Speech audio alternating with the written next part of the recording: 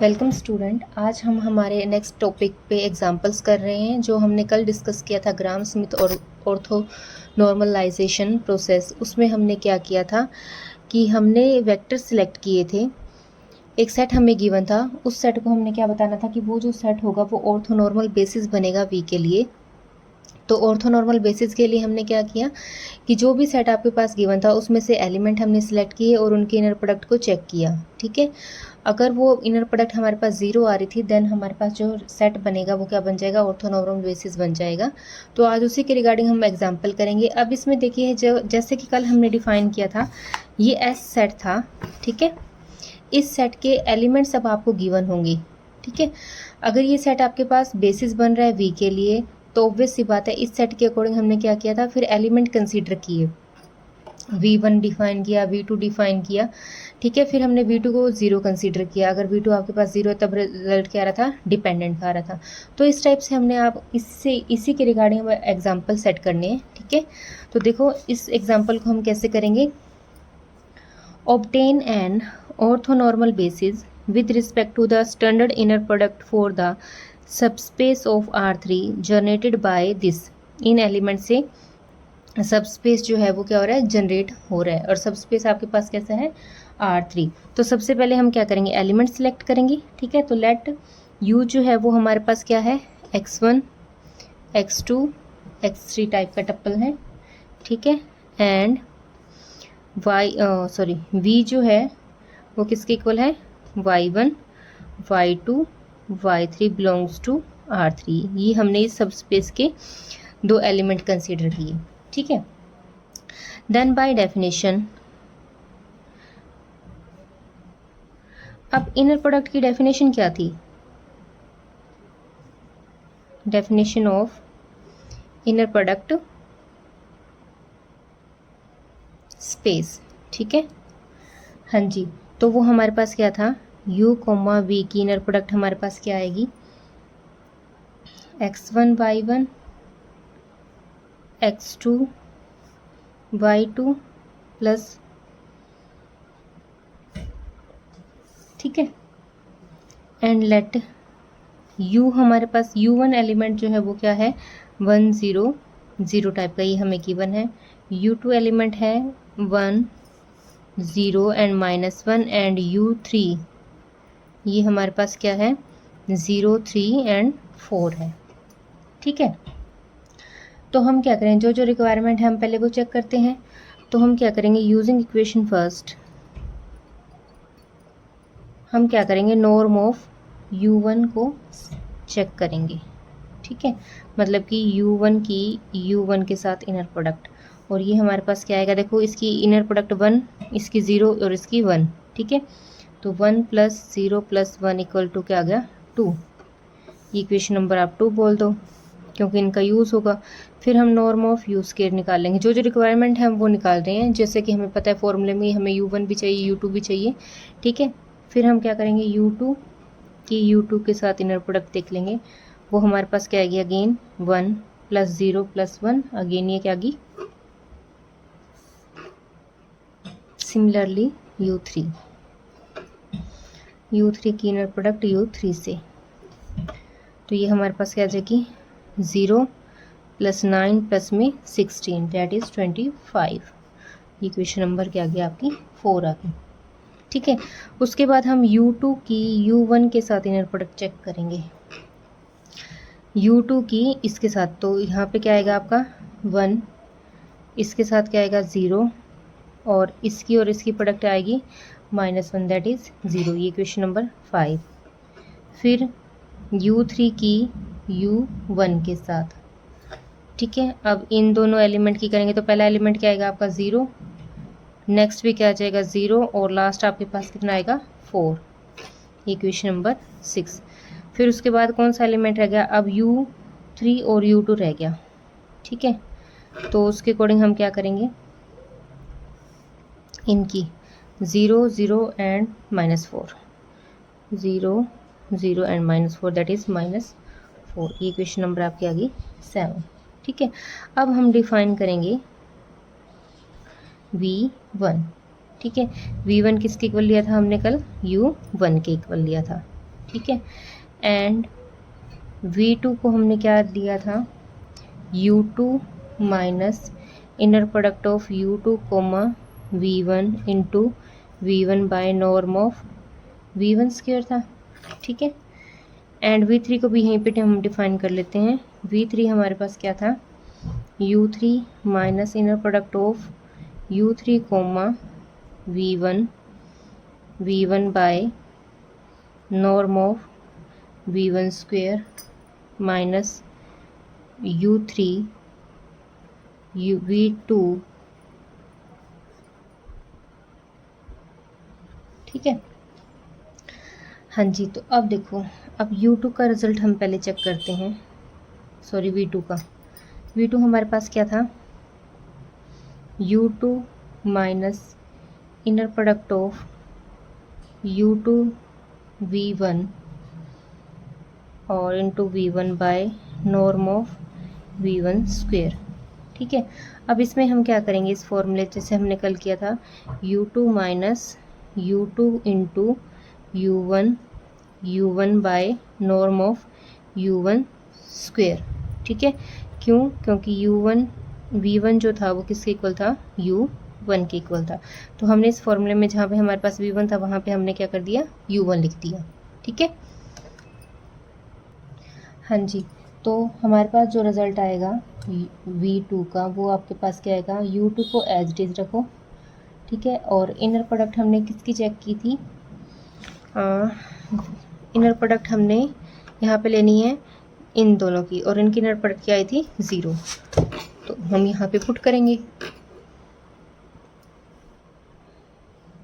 0 into में U1 था और बाय में नॉर्म ऑफ U1 स्क्वेयर। ठीक है।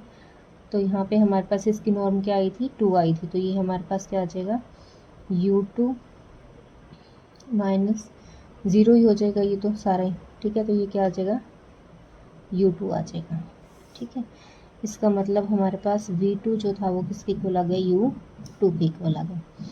फिर हम चेक करेंगे V3 को, वो हमारे पास क्या है, U3 minus U2 U1 by norm of U1 square. ठीक है। हाँ जी। और माइनस में क्या था, U3 की U2 के साथ इंटू में U2 और बाय में क्या आ जाएगा, U2 स्क्वेयर। ठीक है। जहाँ पे हमारे पास रिजल्ट था वो हमने डायरेक्ट पुट कर दिया। ठीक है। हाँ जी, तो इस फॉर्मूले में हमने क्या किया, जहाँ पे भी हमारे पास V1 V2 का रिजल्ट आ रहा था वहाँ पे हमने V1 के प्लेस पे तो U1 पुट कर दिया और V2 के प्लेस पे क्या पुट कर दिया, U2। ठीक है। अब हम यहाँ पे इनकी वैल्यू पुट कर देंगे, U3 माइनस इन दोनों एलिमेंट्स की इनर प्रोडक्ट अगेन क्या थी हमारे पास, सॉरी यहाँ पे U3 था ना, U3 और U1 की वो हमारे पास क्या थी, 4 इंटू में U1 और इसकी नॉर्म हमारे पास क्या थी, 2। ठीक है। और सेम यहाँ पे माइनस ये है, इसका रिज़ल्ट -4 था, इंटू में U2 का रिज़ल्ट हमारे पास U2 पड़ा है और बाय में नॉर्म ऑफ U2 क्या थी, 2 थी। ठीक है।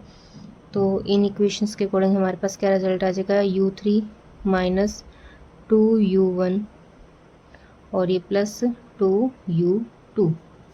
ठीक है। अब U3 U1 ये हमारे पास गिवन, तो ये इसमें टपल्स पुट कर दो। ये हमारे पास 0 3 और 4 था और ये हमारे पास फर्स्ट एलिमेंट था 1 0 0 और नेक्स्ट है हमारे पास 1 0 -1। ठीक है। हाँ जी, तो उसके बाद हम क्या करेंगे, देखो इनकी कैलकुलेशन सॉल्व करेंगे। ये 0 ये -2 ये 2, तो फर्स्ट एलिमेंट हमारे पास यहाँ पे कॉरेस्पॉन्डिंग यहाँ बन जाएगा 0, फिर आएगा 0 एंड 0, यहाँ पे हमारे पास क्या बन जाएगा, ये -2 +2, इसको हम लिखेंगे 3 -0 और प्लस में 0। नेक्स्ट हमारे पास क्या बनेगा, 4 फिर -2 और फिर इनकी प्रोडक्ट -2। तो हमने ऐसे एलिमेंट्स लिख लिए। तो V3 जो टप्पल है वो हमारे पास क्या आ जाएगा, 0 3 एंड 0, ये एलिमेंट आ गया हमारे पास V3।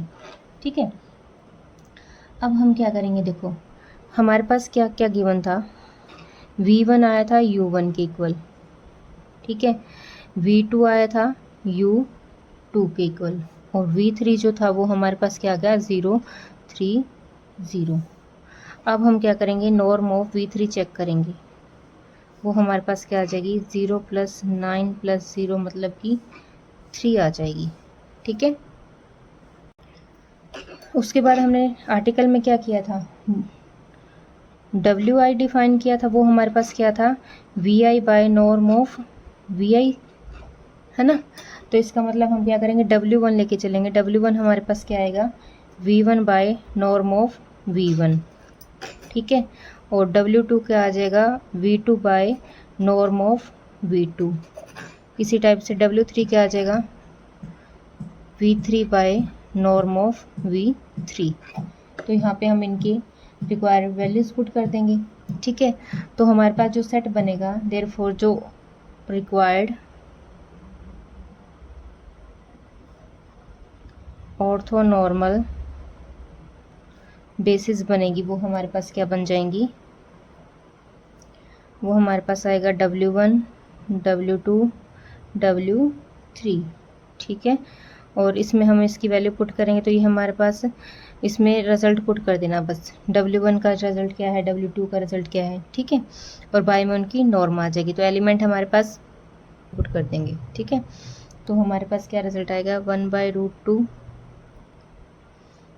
फिर क्या आ जाएगा हमारे पास 0, और फिर नेक्स्ट 1/√2।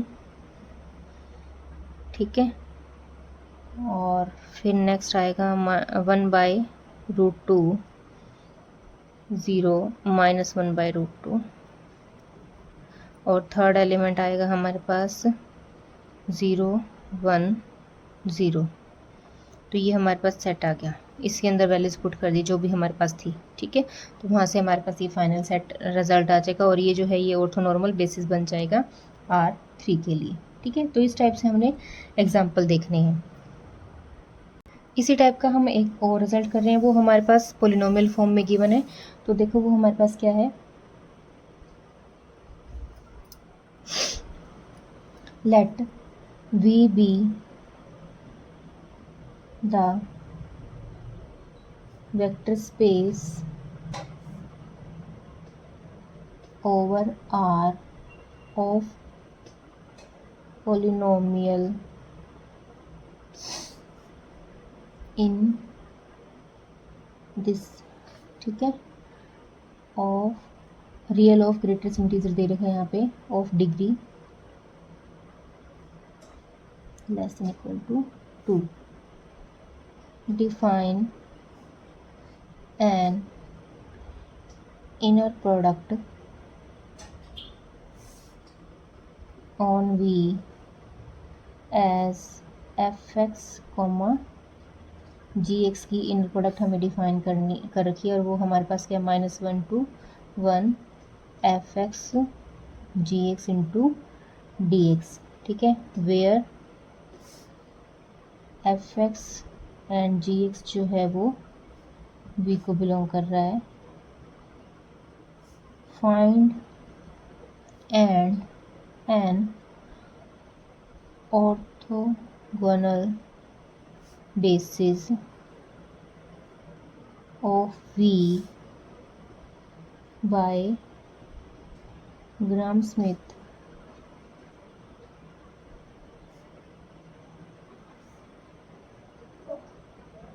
orthogonalization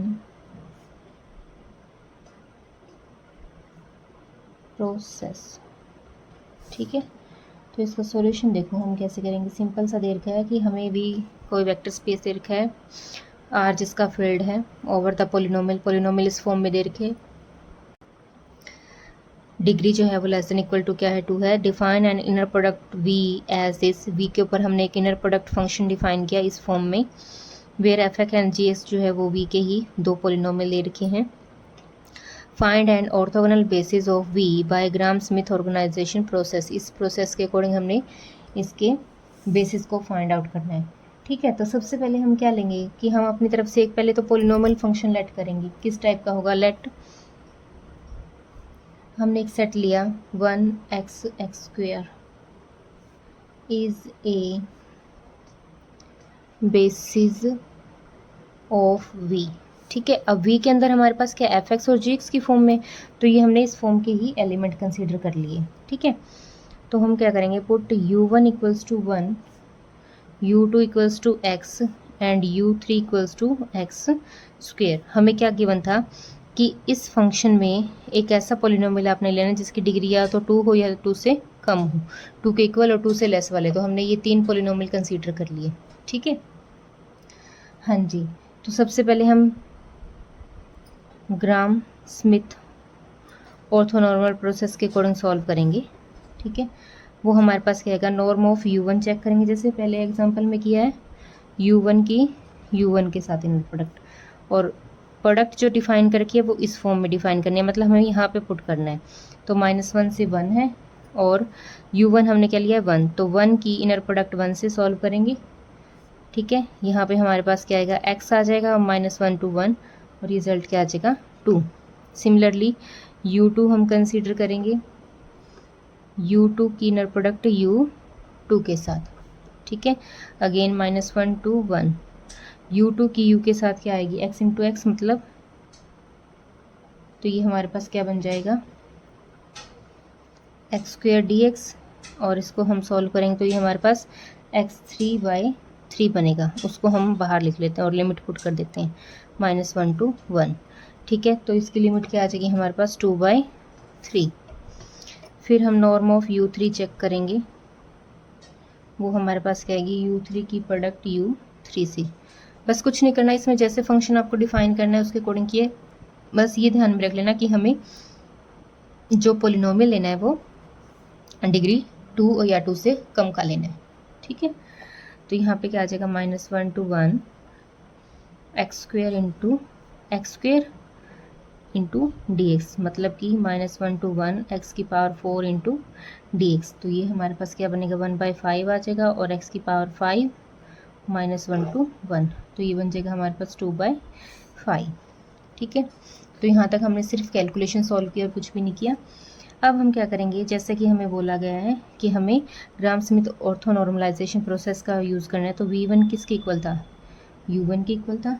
ठीक है, एंड v2 किसके इक्वल था, u2 minus inner product of u2 v1 into v1 by norm of v1 square. ठीक है, तो हम क्या करेंगे, पहले v2 को सॉल्व करेंगे। v2 हमारे पास क्या आ जाएगी, अब u2 हमारे पास क्या है, u2 हमारे पास आएगी x, और अगर हम इनकी इनर प्रोडक्ट चेक कर लें, आप चाहे तो कर लेना इनर प्रोडक्ट, इन दोनों की इनर प्रोडक्ट हमारे पास क्या बनेगी, x बनेगी, और वो हमने किस में पुट करनी है, इसमें पुट करनी है। ठीक है, तो वो मैं यहीं पे कर रही हूँ, -1 1, और ये हमारे पास v1 u1 बनेगा, इसकी नॉर्म हम निकाली थी तो यहाँ पे 1/2 आ जाएगा।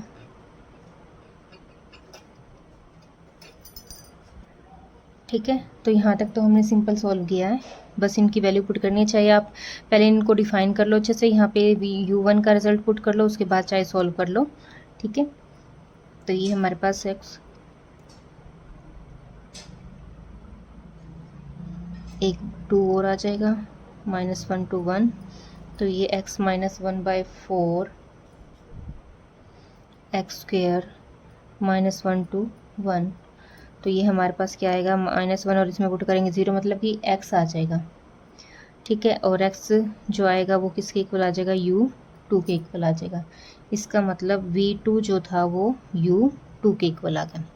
ठीक है, अब हम v3 देखेंगे, v3 हमारे पास क्या बनेगा, तो v3 के अकॉर्डिंग क्या रिजल्ट आएगा, देखो v3 हमारे पास क्या था, u3 minus inner product of u3 यहाँ पे क्या था, v1 था, और इंटू में v1 by norm of v1 square. और यहाँ पे हमारे पास क्या था u3 comma v2 by norm of v2 square. ठीक है। हाँ जी, तो यहाँ तक हम इनके रिजल्ट को चाहे आप पहले ही सॉल्व कर लो। u3 माइनस u3 और यहाँ पे हम u1 लिख सकते हैं। ठीक है, v1 के प्लेस पे बाय में नॉर्म ऑफ u1 स्क्वेयर। फॉर्मूले में चेंज कर लेना। ये हमने v2 को u2 के इक्वल किया था, तो यहाँ पे u2 आ जाएगा u2 बाय में नॉर्म ऑफ u2 स्क्वेयर। ठीक है, तो अब डायरेक्ट इनकी वैल्यूज पुट कर देना यहाँ पे। x u3 था x स्क्वेयर, और इनकी प्रोडक्ट अगर हम चेक करेंगे तो हमारे पास जो भी वैल्यू आएगी उसके अकॉर्डिंग इनकी प्रोडक्ट आप चेक करके देख लेना। वो हमारे पास क्या बनेगी, एक्स स्क्वेयर बनेगी। ये हमारे पास गिवन है और इसका नॉर्म की वैल्यू भी गिवन है। तो मैं डायरेक्ट कैलकुलेशन सॉल्व कर रही हूँ। -1 to 1 यहाँ पे हमारे पास एक्स स्क्वेयर डी एक्स बनेगा, और यहाँ पे इनकी प्रोडक्ट एक्स आएगी। ठीक है, ये हमारे पास x आया था, ये हमारे पास 3 बनेगा, और ये 2, और इनकी इनर प्रोडक्ट -1 to 1, ये हमारे पास एक्स स्क्वेयर था, ये x था इंटू dx। ठीक है, अब इंटीग्रेशन को सॉल्व कर लो। 1/2 ये x3/3 बनेगा, इस पे लिमिट पुट कर दो। ये हमारे पास क्या बन जाएगा, -3/2। ठीक है, और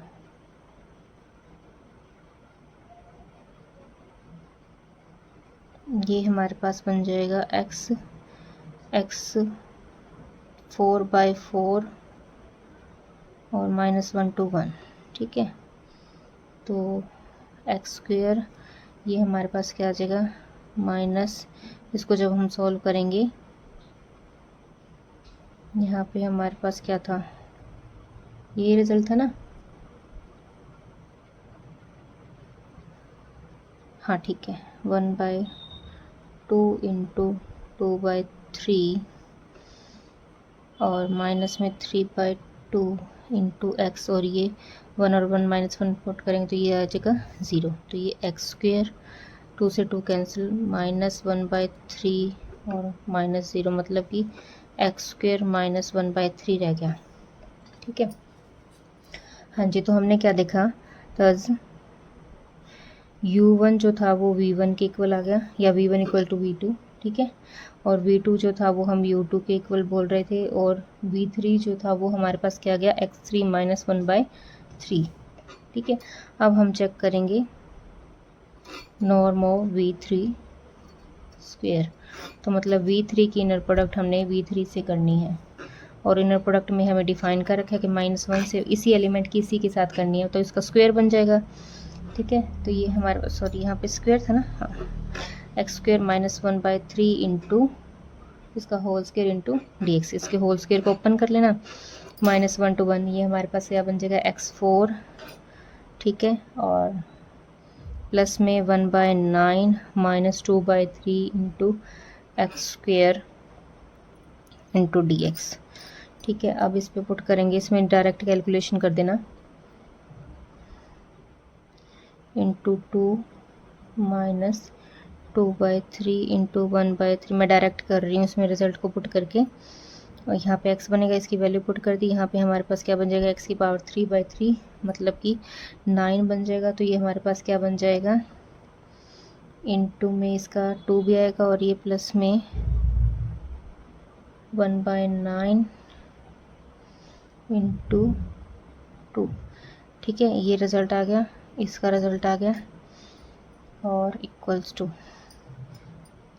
चेक कर लेना, ये 1/5 आएगा। ओके, और यहाँ पे हमारे पास, और इसका 2 आ गया, इसका रिज़ल्ट -1 ये था, x³ 1/3।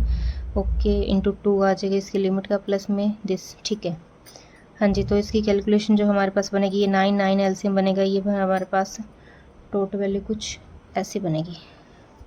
ठीक है, हाँ जी, तो नेक्स्ट हमारे पास अब W1 हम डिफाइन करेंगे। वो हमारे पास क्या था, V1 by norm of V1।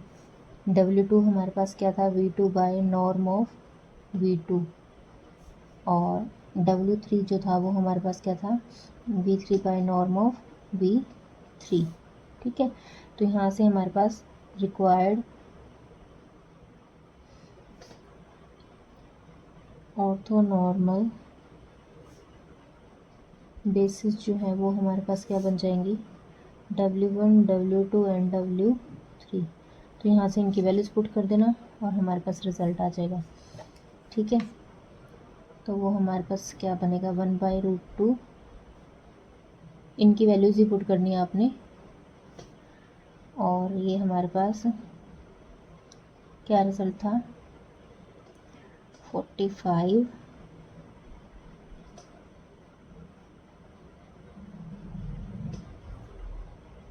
यहाँ पे 8 है। ठीक है, ये हमारे पास फर्स्ट वैल्यू, ये फर्स्ट, ये सेकंड एंड थर्ड। ठीक है, तो ऐसे हमने चेक करना था, ये हमारे पास फाइनल आंसर आएगा। तो इस मेथड पे जो भी आर्टिकल है या जो भी एग्जांपल है वो बिल्कुल ही इजी से हैं। ठीक है, वो आप ट्राई करके देख लेना, सिंपल सा है, कंसेप्ट वही लगेगा। बस आपने ये ध्यान रखना है, सबसे पहले जो भी एलिमेंट होंगे उन तीनों की नॉर्म देख लेना, उनके आपस में इनर प्रोडक्ट चेक कर लेना, फिर V1, V2, V3 को लेट करना है, उसके बाद सारे रिजल्ट को सॉल्व करना है। ठीक है, इसी टाइप के कुछ और एक्सरसाइज के क्वेश्चन है वो भी हम ट्राई करके देखेंगे। अगर आपसे सॉल्व ना हो तो आप बता देना मुझे। उसके बाद हमारा जो 10th चैप्टर है वो आई थिंक कंप्लीट है, कोई 1-2 आर्टिकल जो रहता है वो मैं बता दूंगी, बाकी हम कल इसके एक्सरसाइज की प्रॉब्लम्स डिस्कस करेंगे। आज के टॉपिक में हम इतना कर रहे हैं। आप ये इनर प्रोडक्ट वाला जो टॉपिक है पूरा आपका 1 यूनिट बनता है, तो ये आप अच्छे से ट्राई कर लेना। जो भी डाउट्स आए वो हम डिस्कस करेंगे। Thank you.